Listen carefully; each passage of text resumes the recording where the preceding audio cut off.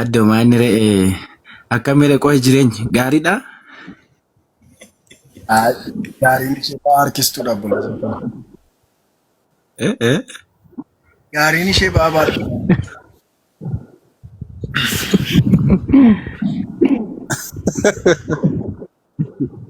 Baay'ee gaariidha re.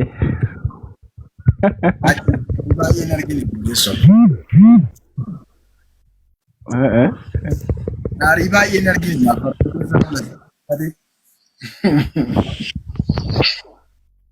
Eree dhugaan immoo baay'ee malee siyaasofsiisuu nan barbaada beektaa garuu yeroo hin arganne. Sa'aatii tokko. Bilbilli kee immoo boba. Sa'aatii tokko sii kenneera na haasofsiisa. Tolee dhugaa namatti tola. Addogaa duraanii yaa'u namni kamiyyuu amantaa irratti akka wal hin namneef yaa'u waan baay'eetu jira. Tokko namni oromummaadhaan wal keessa jira. Yaaddumaan jechuudha. Inni kan biraan amantaan dhugaadha mirgadha.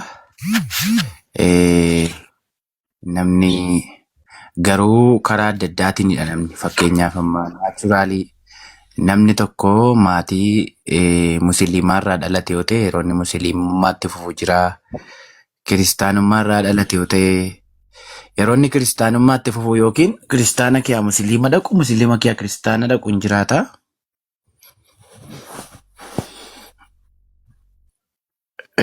Sagaleen koo jira yaddisu. Calluma itti fufatiin dhaga'aman. Garuu dhiyeenya kana yaa'u amantaa geeddarattee jirta addisu.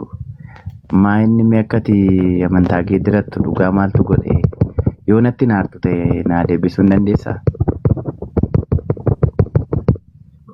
Baal badbad godhii kaa'isi waan badbad godhaartu. Waan tokko inni turkii ta'a malee. Ana taaptaabiin godheem dhiiseera. Warri kaan taaptaaba godhanii ishii. Maallaan jettee ammati amantaa maaf immoo maaltu akkati geeddaratte si godhee jiraa itti? Yaa ani kanan si gaafachuu fedhe dhugaa. Maal na gaafachuu? Amantaa maal? Amantaa musliimaa keessa akka jirtudha mitire wanti jiru.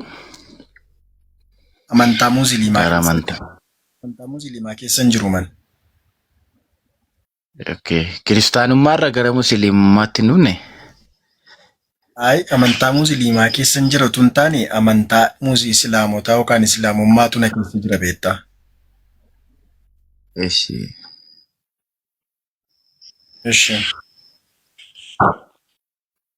Duraan immoo koo kiristaanummaa keessa turte mitire kiristaanummaa keessa turte tajaajilaa turte. Keessan ture. Keessan ture malee na keessa.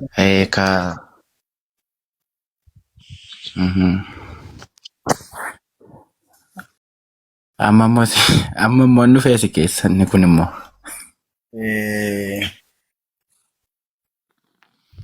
Hin dhufeen maanni na dhaale malee. Hin dhaaleen maanni na dhuunfate malee. Na dhuunfateen maanni dhugaa rabbii na booji'e malee. Garuu namatu gara dhugaa dhaqa moo dhugaatu gara namaa dhufaa dursee? Lamaan isaayyuu mirga wal qixaa qabu.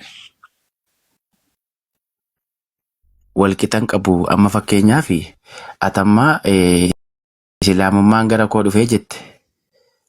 Mitire?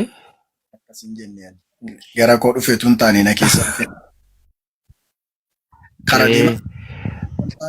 Amantaan islaamaa waan ta'eef gara namaan dhufu bayya buleessa waan ta'eef garuu si keessa jiraata.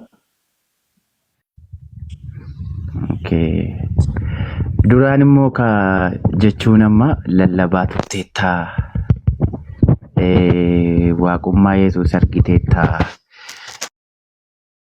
dhugaa dubbachuu fi laayivii tokko irratti illee argaa turre yeroo ammaa kana immoo faallaa isaati ko wanta argamee jiru dhugaatti ani dhugaa waan biraaf siyaasofsiisaan jiru beektaa namooti garaagaraa waan irraan eegamne ro'aasaa ni jira garuu dhugaama dubbachuu fi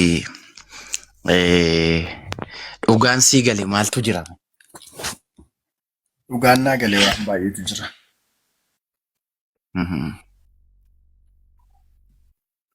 Si tarreessuu na barbaachisa? Mee maali? Eeyyee utuu naa tarreessite nan barbaada.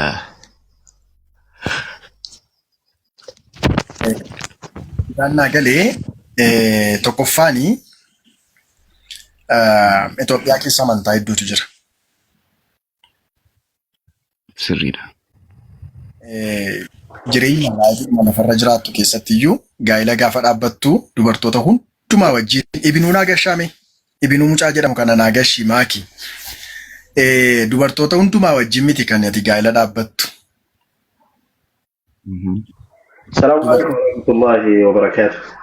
وعليكم السلام ورحمة الله وبركاته أستاذ. Addisu baga gammadde baga rabbi si gammachiise. Ameen. Maaki as tokko naa qabatte. Dheengaddas qo'al tokko baay'ee akkasuma. Dheengaddas hedduu si hordofaa ture baga gammadde siin jechuu barbaade.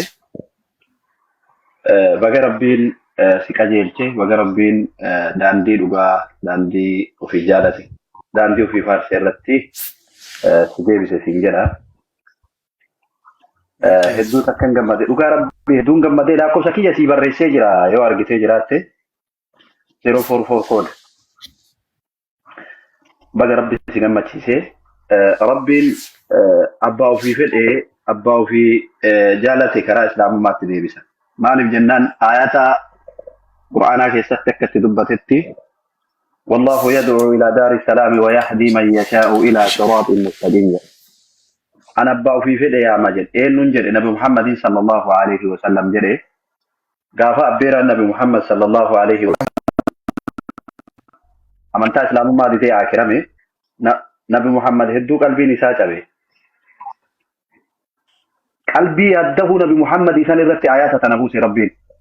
أنا أبغى في فرق جيلتا أبغى في فرق كرات كيكلانيا كرات جيلا قبضة الآبا يا محمد أتجالت الكجيل تندن ديت كجيل شانس جلس ثاني سنة وبرزي كان كسجالات في الإسلام ما تسيامني ربي سجالات سيامي بقى ربي سيامي سينجت شو برباد بابا كي هدوتك كانت تجمع ده هدوتك أم حبيبي والله يا لازم باي نشالان جمعني أستاذ هدوتك جمعني والله نشالان جمعني والله يدوم قبضي والله والله نشالان جمعني نمزي كتجالان قبضو بقى قبضي أتونا قبضونا نو قبضونا مالي جناني كجسد واحد إسلام جتشون أكا قامة تكوتي جتن قامني تكو هقو قامني تكو قد قامني تكوس ولين قد هقو قامني تكو قمد قامني تكوس ولين كان قمدونا إسلام سيقالي تاب قول أوجون قام إسلام جتشون قام تكو يشد بعضهم بعدا تكون إساكا تكو إساجا بيسو سيقالي يعني أتبي أرما جرتا أنا بي براجر